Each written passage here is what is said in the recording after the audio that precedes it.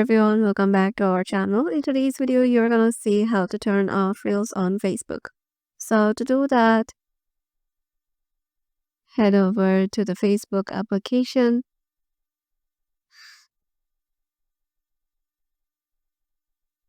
Once you're there, make sure you're logged in into your desired account and then head over to the Reels. And My parents have told me this morning that let's say I don't want to see this sort of feed.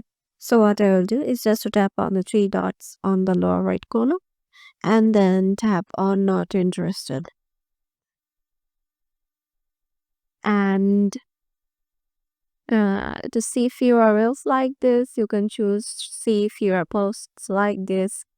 And yeah, so yeah, this is how you can just do it. You can also customize the tab bar in your settings to remove the reels tab from here. So yeah, this is how you can do it. Hope this video will help you out, and we'll see you in the next video.